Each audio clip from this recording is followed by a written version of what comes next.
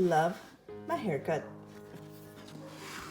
Every morning, Daddy wakes me up with our secret knock. I excitedly jump out of bed. I can hardly wait. I am going to get my first haircut at the barbershop today. Daddy and I head outside. We stop at Jack's sweet shop. Daddy orders a glazed donut and chocolate milk for me. Daddy tells Mr. J I'm getting my first haircut. This calls for a celebration. I'll make your milk a double. Mr. J pours chocolate milk into a tall cup. Be brave, little man, he says as he hands it to me. We eat as we walk. Up ahead, I see Seymour's barbershop.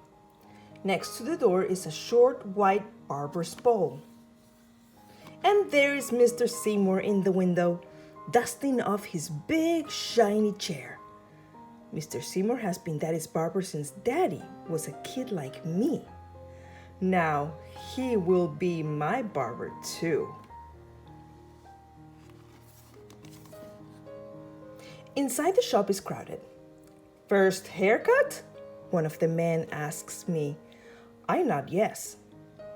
Nothing to it, he says. Just gotta be brave. All these people are telling me to be brave, but I don't know exactly what they mean. What does brave mean, Daddy? I ask. It just means that you are not afraid, Daddy says. When we sit down, I practice being brave. As Daddy and I wait our turn, I look around the barbershop. One man has a long, thick dreadlocks. When he leans back in his chair, his locks almost touch the floor. The next man is getting his hair cut low all around. The clippers make smooth waves that ripple through his hair. In the last chair, there's a kid, a little older than me, getting his big, curly afro trimmed. But none of the styles I see look like me. Mr. Seymour points towards Daddy and me and calls my name. Me? You go first, Miles, Daddy says. Be brave, little man. I can hear my heartbeat in my ears and my knees feel wobbly. Mr. Seymour helps me out. The chair is so high, then he drapes a big white cape over me. What style would you like for your first haircut, little man? Mr. Seymour asks.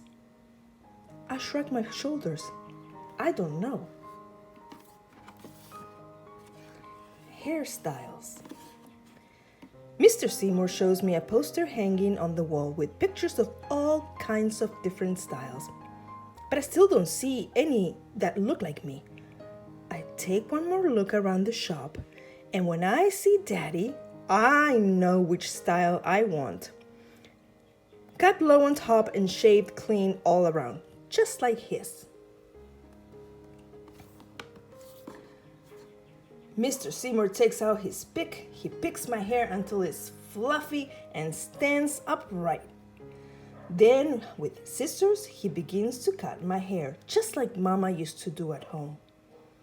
But when he turns the clippers on, my heart begins to beat fast.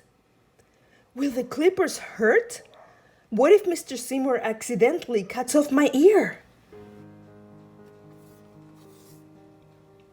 The loud buzzing noise is coming closer. I get so scared, I duck down as long as I can go in the chair and throw the cape over my head.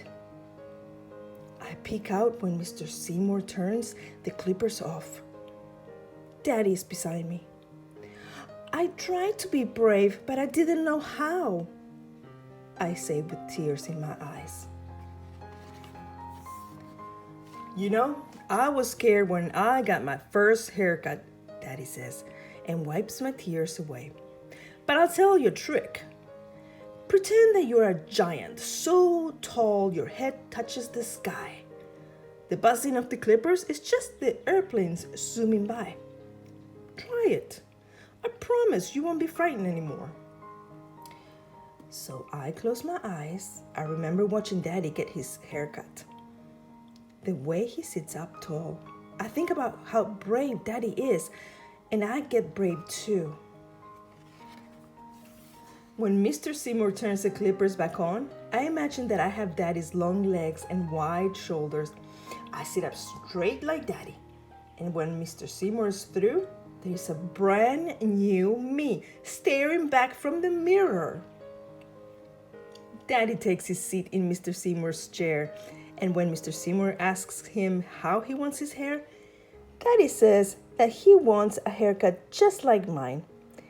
Daddy wants to look like me. The end. I love my haircut.